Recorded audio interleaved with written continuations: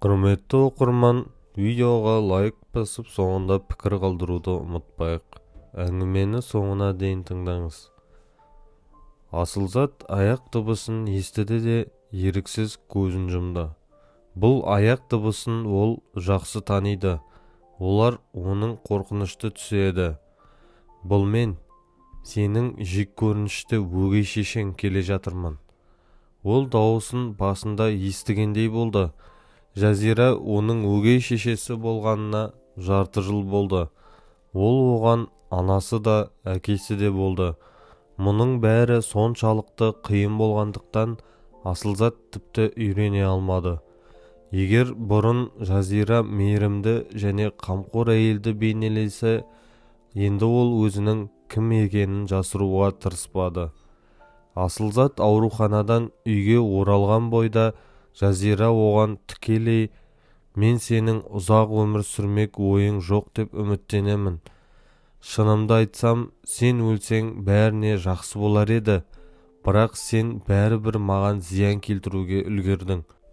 Әрине, мен сені өлтірмеймін, бірақ сен кәмелетке толғанға дейін өлуің үшін бәрін жасаймын», деді. Асылзат мұны естігенде ол мүлдем түсінбегендей болды. Бұл қалай болғаны? Мүмкін мұның бәрі дәрі-дәрмектердің, көптеген операциялардың және оны жеп қойған сол қорқынышты кінә сезімінің салдары шығар. Бірақ ол тез арада Жазираның әзілдемегенін түсінді. Ол шынымен де оның өлімін қалады.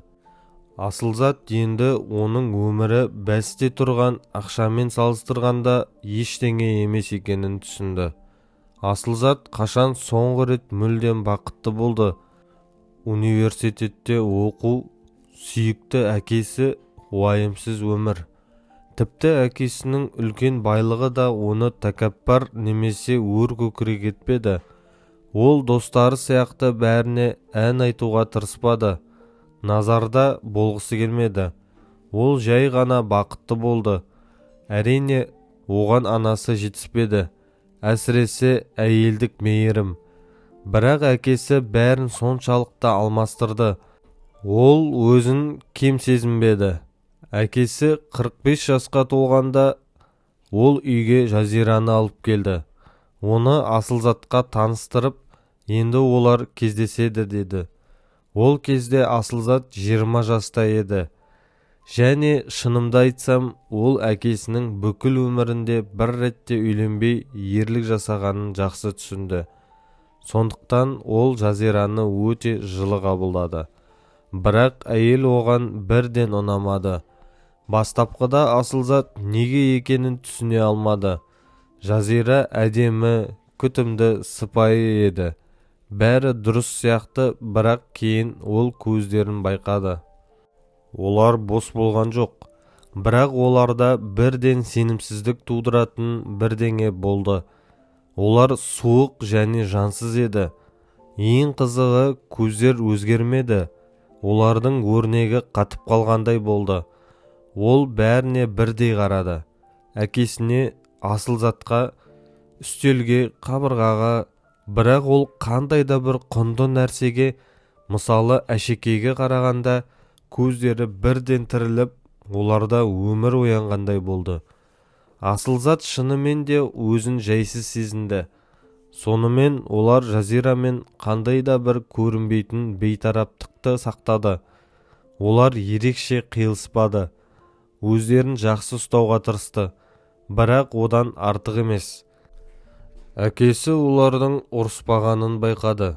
Содан кейін ғана Жазираға ұсыныс жасауды шешті.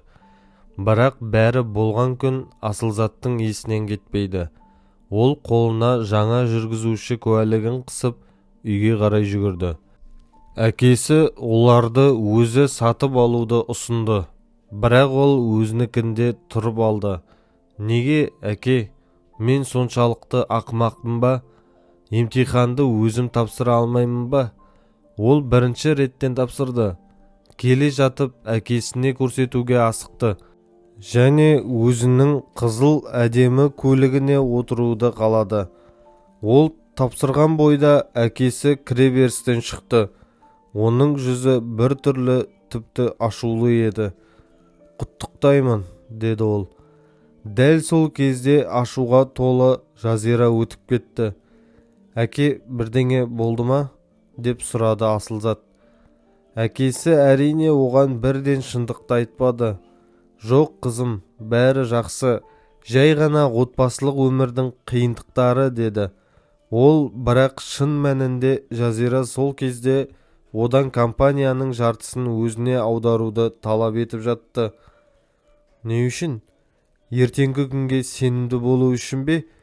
Ол оған бүкіл фирма тек оның қызына тиесілі болатынын, бұл өсиетте көрсетілгенін айтты. Жазира балаша ашуланды. Ол мұндайды ешқашан көрмеген еді. Шынымды айтсам, ол үйленуге асыққанына күмәндана бастады. Ал қазір ең бастысы Асылзаттың көңілін түсірмеу, әдеттегідей мейірімділікпен. «Қызым, жүріп қайтайық па?» деді. «Ой, сіздің уақытыңыз бар ма?» Ол күлімсіреп, «Әрине, жүр кеттік», деп жауап берді. Олар қала сыртына қарай шығып кетті. Асылзат кез келген қыз сияқты әкесіне мақтанышпен және сүйіспеншілікпен қарады. Оның ол үшін жасағандарының бәрі керемет еді. Содан кейін кенеттен бұрылыстан жолға жүк көлігі шықты. Асылзат оны әрең байқап, жылдамдықты азайтуға үлгерді. Әкесі не болып жатқанын лезде түсініп, ойланбастан рөлді ұстап қалды. Оны бұрап, көліктің өз жағын жүк көлігінің астына қойды. Дәл осы сәтте көліктің есігі ашылып, Жазираның дауысы соншалықты ашумен шықты. Ол бәрін жыртып тастауға дайын болғандай еді. «Сен әлі өлмедің бе? Сен мүлдем есіңнен адастың ба? Саған не керек? Жазира, мені тыныш қалдыра алмайсың ба?» Жазира мысқылдап, сабырлы түрде жауап берді. «Ондайды күтпей-ақ қой. Мен бәрібір мұраға ие боламын. Сен маған кедергі келтіре алмайсың». Жазира күлімсіреді, бірақ бұл күлкі бір түрлі тіпті қауіпті еді. Асылзат бірдеңе дұрыс емес екенін сезіп, ширығып қалды.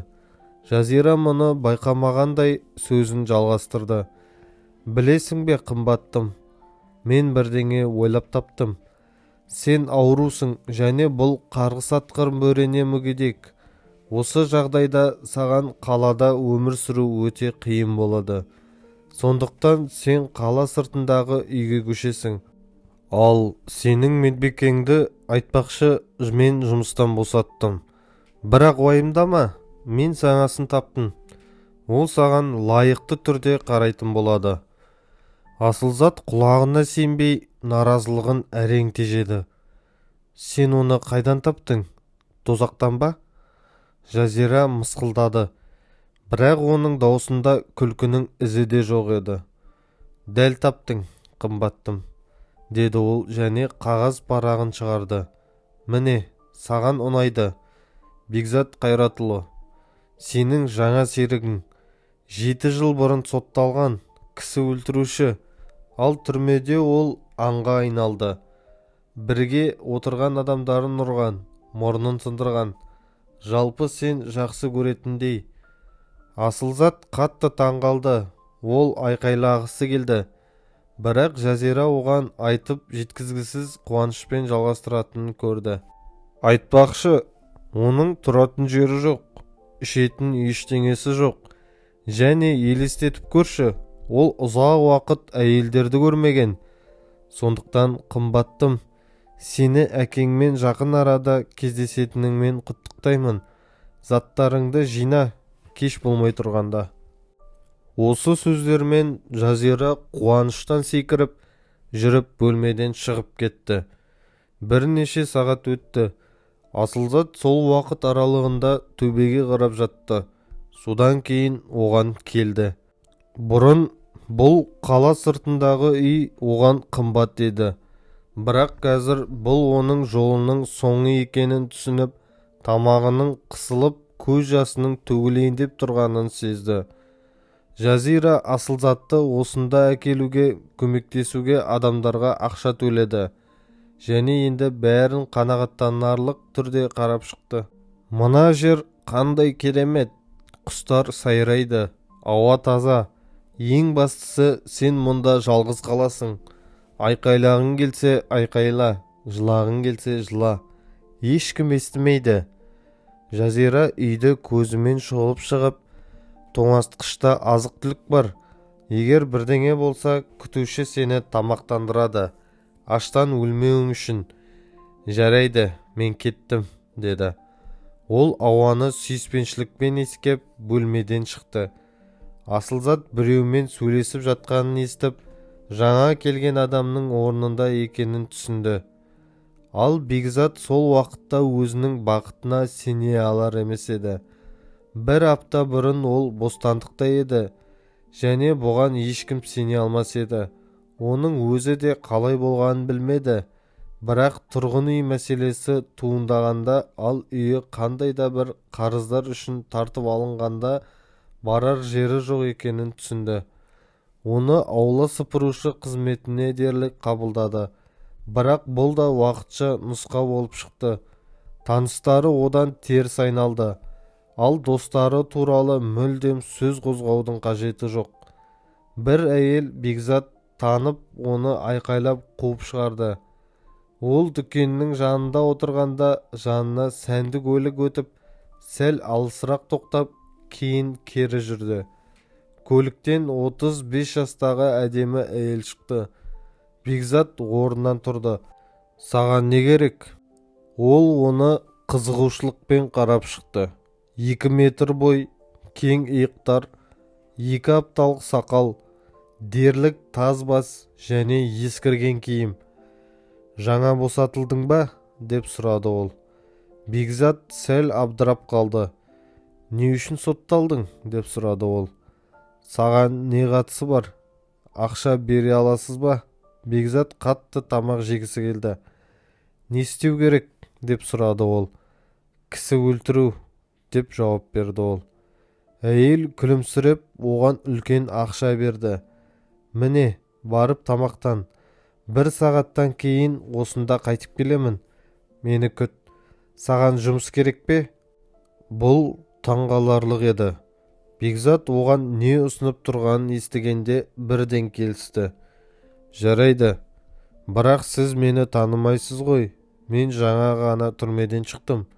Маған дәл сен сияқтылар керек. Ол келісті. Әйел кетіп қалғаннан кейін Бекзат айналасына көз жүгіртті. Мәссаған, ол мұндайды күтпегені анық. Ол бұл 600 шаршы метрлік саяжай емес екенін түсінді. Бірақ мұндай болғаны, бұл отбасының ақшасы көп емес, теңізде екенін көрсетті. Бірақ ол мұнда не үшін жүр? Бұл әлі де сұрақ. Ол бөлмедегі есікке жақындап, сәл ашып, бірден қыздың сақ көзіне тап болды. Сәлеметсіз бе? Менің атым Бекзат, деді ол. Асылзат жатқан кереуетке жақындай отырып. Қыз оған аянышты көзбен қарады. Бірақ бұл оған қорқынышты адам еді. Асылзат көзін жұмды. Қайта ашқанда ол төсектің жанында қолын кеудесіне айқастырып тұрды. Сіз әрқашан жатасыз ба? Деп сұрады ол. Асылзат әрең байқалатындай басын изеді. Ал сіз отыра аласыз ба? Деп сұрады ол жауап күтіп. Ол ығын көтерді. Ауруханада мүмкін деді. Бірақ өгей шешесі жатуым керек деп талап етті. Өзім отыра алмадым. Ал көмектесетін ешкім болмады. Медбике камералардың бәрінен қорықты. Ол ығын көтерді. Түсінікті. Ештеңе түсініксіз. Сіз тамақ жеңіз келе ме? Деп кенеттен сұрады ол. Асылзат оған таңданыспен қарады. Ол мүлдем ештеңе түсінбеді. Оның басында толық шиеленісу болды. Адам соншалықты қорқынышты, кісі өлтіргені үшін отырған, ал енді ол оған шабуыл жасауы керек еді. Ол өліп бара жатырмын деп ойлады. және кетпес бұрын тамақтанған жақсы деп шешті. Әсіресе бүгін оны ешкім тамақтандырмағандықтан. Асылзат ер адамға қайта қарап басын изеді. 10 минут күте тұрыңыз, қазір бізде не бар екенін көрейін, деді ол, және бөлмені көзімен шолып шықты. Оның көзі теледидардың пультіне түсті. Жалықпаңыз, жарай ма? Деп қосты ол, және кетіп қалды. Асылзат оған әлі де таңданып қарап тұрды. Оған ол шынымен күлімсіреді ме, әлде елес пе деп көрінді. Мүмкін ол маньяк шығар. Оның жоспары құрбанын біртіндеп үйрету шығар. 20 минуттан кейін Бекзат қайтып келді. Асылзат сериал алаңдап, оны мұнда не үшін әкелгенін ұмытып кете жаздады. Бірақ ол бөлмеге кіргенде ол селк етті. Ол өзінің алдында дөңгелек үстелді итеріп келе жатты. Оның үстінде кереуетке қарай домалап келе жатқан кастрөл тұрды. Ол үстелге көз жүгіртіп өтті. Қуырылған жұмыртқа, көкөністер қосылған салат, үлкен кесектерге кесілген нан, ал жанында кептірілген еттің бір бөлігі жатыр. Бәрі аса пайдалы емес, бірақ иісі соншалықты жақсы болғандықтан ол қарсы тұра алмады. Ол тұрып оған қарап қолын созды. Асылзат айқайлады. Бекзат артқа секірді. Не болды? Ауру ма? Саған не керек? Сені отырғызғым келді. Әлде жатып жейсің бе? Асылзат қызарып оған кінәлі көзбен қарады. Ол қайтадан еңкейіп оны абайлап отырғызды. Бәрі қалыпты биіктікте. Ол күлімсіреп дем алды. Жарайды, кейін сөйлесеміз, алдымен тамақтанамыз. Ол өзіне бір кесе кофе мен шай әкеліп, орындықты ысырып, теледидардың дыбысын азайтты. Енді айтшы, сен ол әйелге несімен ұнамадың? Асылзат неге бәрін айта бастағанын өзі де түсінбеді. Әкесі туралы, көлік туралы, апат туралы және оған айтылған қорқынышты сөздер туралы, ол ешқашан тұрмайсың деген сөздер туралы. Ол оны үзбей тыңдап отырды. Ол аяқтағанда, ол сәл ойланып, ол шынымен мен сені өлтіреді деп үміттенеді деп ойлайсың ба? Мүмкін. Өте қызық. Жарайды, сен демал, ертең жалғастырамыз. Ал айтшы, бұл сенің саяжайың ба? Иә. Мұнда сенің медицина тарихың жоқ па? Білмеймін. Мүмкін әкемнің 2-ші қабаттағы кабинетінде шығар. Ол саған не үшін керек? Бір кездері мен медицинаға қызықтым. Түсіндім. Жарайды, біз сол жерге барамыз. Айтпақшы, шкафта әкемнің заттары бар. Егер киім ауыстыру керек болса. Таңертең Асылзатты кофе иісі оятты. Ол көзін ашып, түнде бір ретте оянбағанын байқады. Маған да бола ма? Деп сұрады ол. Болады. Мен дәл есептеппін, деп жауап берді Бекзат. Саған бәрі болады. Ол үстелді қалың папкамен ұрып, ас үйге қарай беттеді. Бірнеше минуттан кейін ол үнсіз қайтып келіп, оны қолына көтеріп ваннаға апарды. Асылзат қатты ұялды. Бірақ табиғи қажеттіліктерден жасырына алмайсың. Кейін олар отырып кофе ішіп әңгімелесті. Білесің бе, сен мен елестеткен зұлымға мүлдем ұқсамайсың, деді ол. Мен кісі өлтіруші емеспін, деп жауап берді Бекзат күлімсіреп. Асылзат оған таңданыспен қарады. Қалай? Түсінбедім. Міне қалай. Кеше сен маған өз оқиғаларыңды айттың. Енді менің кезегім. Мен хирургпын. Бір жеке клиникада жұмыс істедім. Өмір бойы жұмысымды жақсы көрдім. Әрқашан ең қиын жағдайларды алдым. Мына жеке клиникаға түстім. Бірақ менің бастығыма ақша бәрінен маңызды адам болды. Ол сапасыз дәрі-дәрмектер партиясын сатып алды. Мен онымен жұмыс істемеген дұрыс екенін бірден түсіндім. Отадан кейін науқас әлсірейді. Ал егер бұл дәрі-дәрмекпен ағзаға 2 есе ауыр жұмыс істеуге тура келсе, қиындық тудырады. Мен өз бөлімшеме мүлдем тыйым салдым. Сонда маған, егер мен талап етуді жалғастырсам, мені жұмыстан шығарып жібереді деп жауап берді. Мен ойладым, мені шығарса, онда олар бәрімізді осы ласпен улайды. Маған не істеуге қалды? Келістім. Шындығында мен дәрі-дәрмектерді өз есебімнен сатып алдым және оларды ауыстырдым. Бірде дәрі-дәрмектер жоғала бастады. Барлық науқастарға олардың ағзасына түспеу керек нәрсені сала бастады. Таңертең 6 адам қайтыс болды.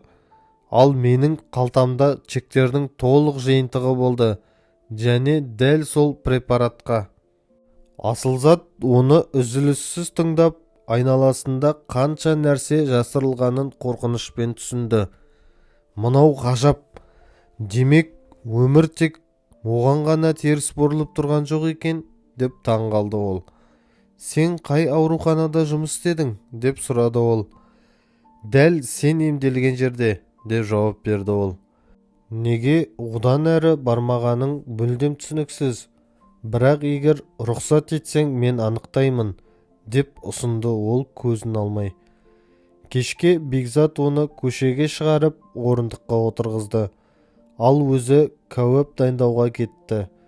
Соңғы күндері Асылзат мұндай позитивті сезінбеген еді.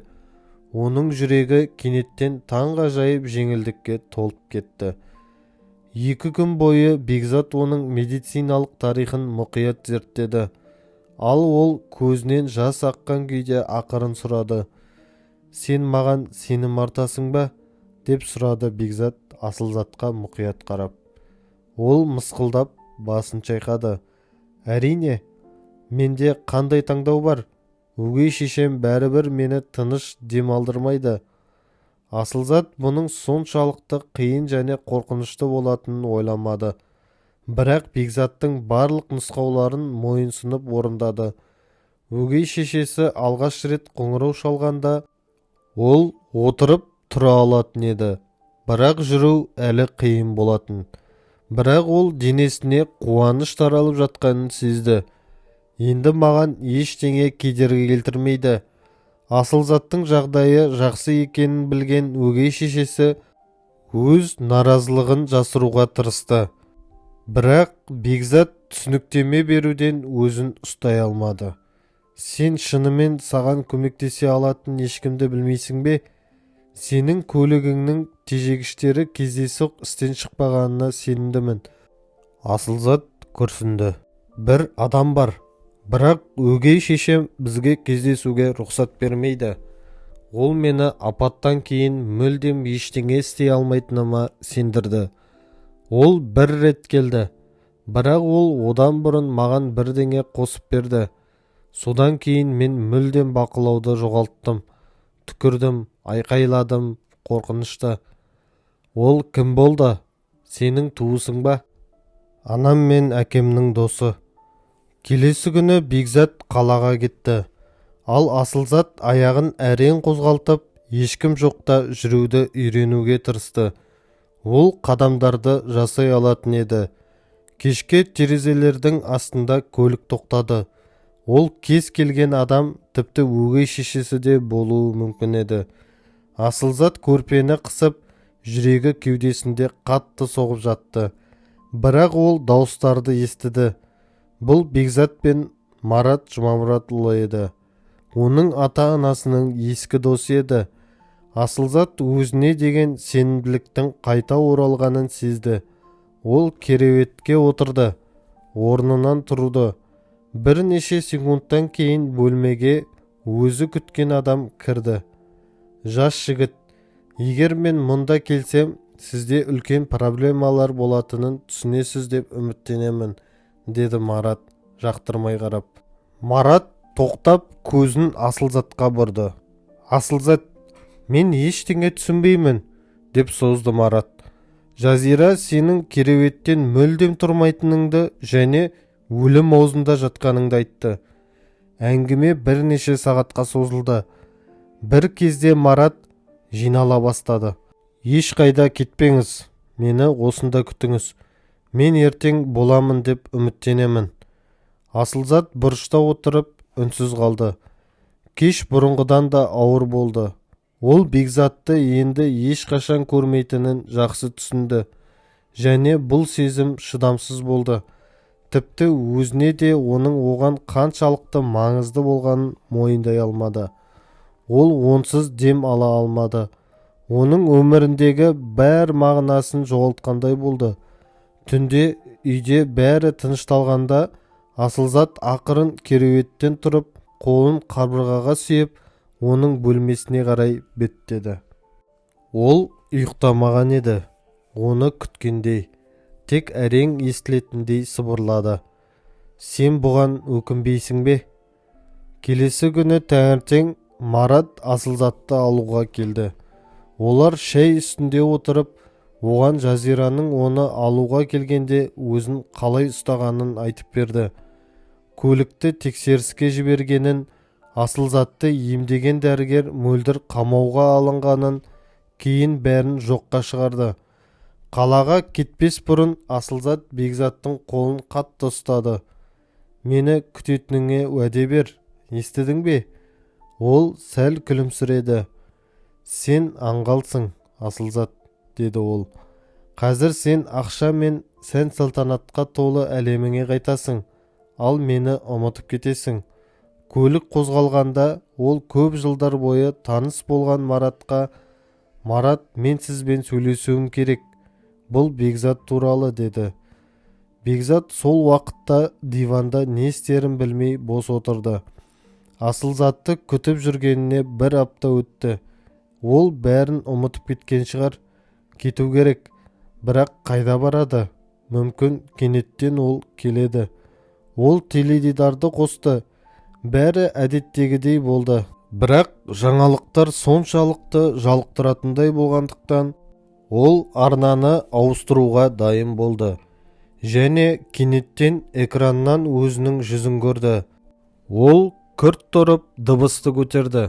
Бекзат Қайратұлы бас дәрігердің алаяқтықтың құрбаны болғаны белгілі болды. Ол бірнеше жылды тордың ар жағында өткізді. Бұған кім жауап береді? Алдын ала мәліметтер бойынша жеке клиника оған осы жылдардың барлығы үшін өтемақы төлейді. Сомасы үлкен болады.